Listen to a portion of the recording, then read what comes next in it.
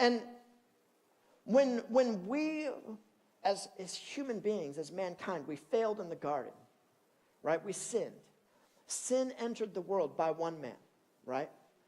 Adam was supposed to be the one who was the covering over all humanity that would make humanity righteous before God.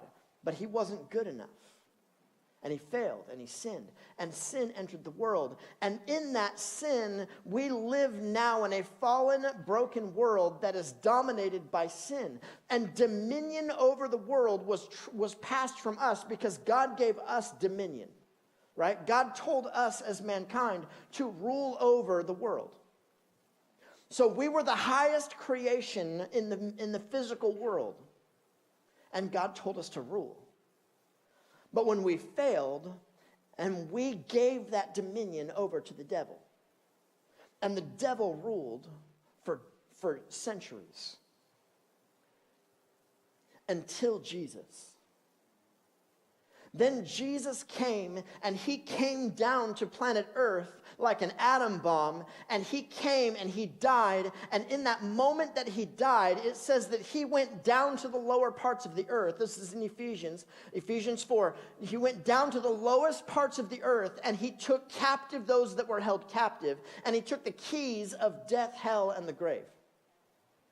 Jesus took back dominion over all of the earth, over all of the universe. Now, with his sacrifice and his death and being resurrected from the dead by his own power, now is going up to heaven, seated in the majesty, and he now holds supreme authority over all things. And that is his inheritance. This is important for us to understand. Jesus is supreme over all things.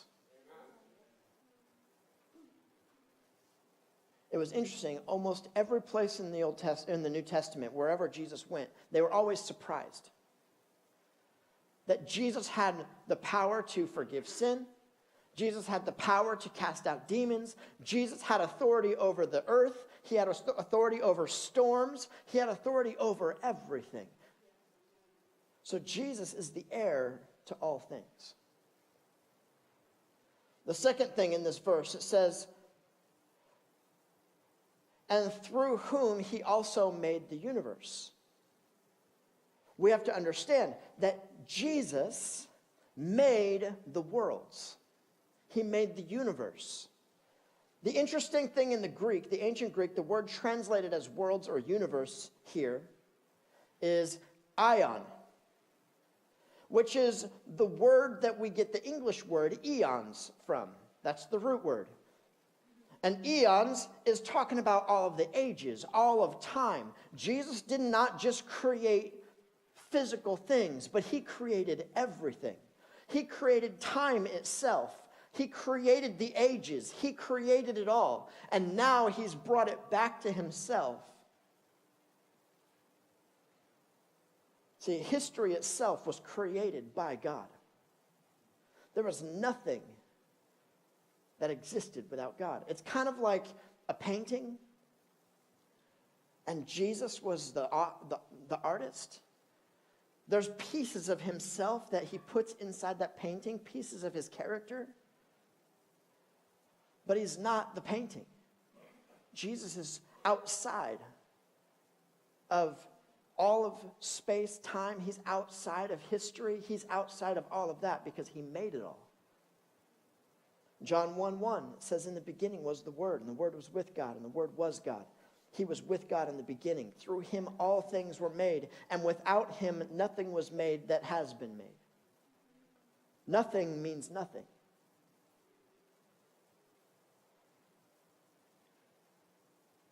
Without Jesus, there was nothing. He created the universe. He created the world. Number 3, we see that Jesus is the brightness of God's glory. He's the radiance. The sun is the radiance of God's glory. Now, I was thinking about this word, radiance or brightness. And And the Greek word that is used for radiance is apogusma. And it speaks of the brightness that comes from a source of light, right? So there's a source of light, and then there's like the sun, right? And then all of the sun rays that come from the sun is the radiance or the brightness. I mean, the truth is when we look up to look at the sun, we don't really see the sun itself. We see the radiance of the sun. We see the sun rays. We see the light that comes off of the sun. This is the same thing that Jesus is. Jesus is the radiance of the glory of God. He is the perception, the perceptible essence of God's glory. There was an ancient Greek philosopher. His name was Philo. He used this word to describe the logos. The logos was the being or the intelligent mind that ordered the universe. This Greek philosopher didn't really necessarily hold to the Jewish God or the Christian God, but he believed that there was an intelligent mind that created the universe. And he used this word radiance to describe this mind that created the universe. And it's interesting that the writer of Hebrews not only appealed to the Jewish mind, but he also appealed to all of the first century people, Jews and Greeks that were familiar with all of Greek philosophy, by using this word, saying that Jesus was the radiance, was the image of God's glory. Number 4, it says that Jesus was the express image of his person.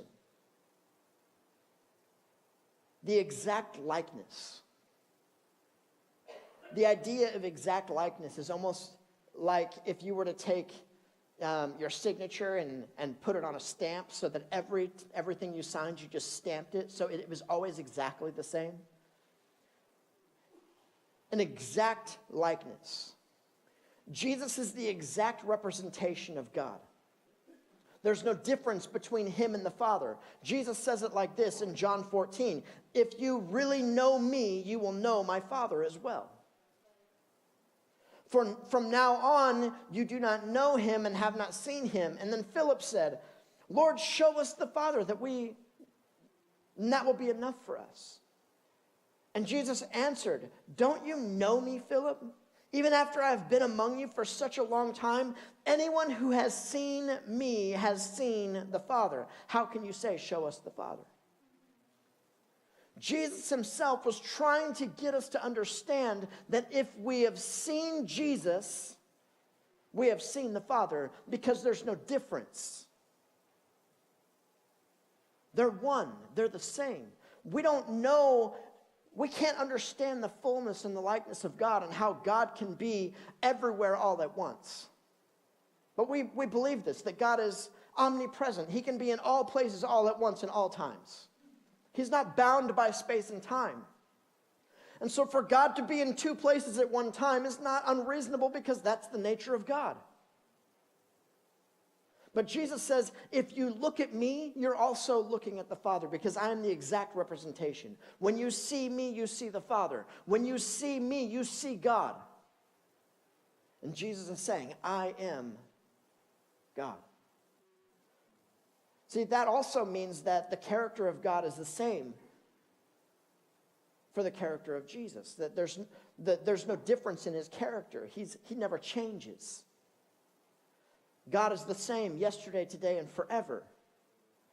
That means that the God, the Father, that requires holiness is the same holiness that Jesus also requires. That's why he looked at the law and he says, you've heard it said, don't commit adultery. But I say that if you even look at a woman with lust in your eyes, you've committed adultery in your heart. Jesus' level of holiness wasn't different than God's. But Jesus was the sacrifice that gave grace of covering our sins. That's why Jesus came, was because he knew that we could never measure up to his level of holiness. And so he did it for us. Number 5, Jesus is upholding all things with the power of his word. The idea behind the word that's translated as upholding would be more like maintaining or sustaining. He's actively sustaining all things. The interesting thing is, the second law of thermodynamics says that the universe is moving to a state of disorder and not order, which means that as I get older, my body is going to break down and it's going to fall apart and it's not going to get better and stronger and, more beautiful. It means that if I took a whole, handful of Legos and I threw it up in the air, it's going to fall on the ground and become a mess and not a castle, right? This is the nature of the universe. But Jesus, and kind of the end of the law says that it will move towards disorder until more energy is inputted into the situation, right? So until more energy is given into a certain situation, like intelligent design or us doing something or making something or repairing something, it will move towards disorder. Jesus is the one who is bringing energy to the world, sustaining all things by the power of his word.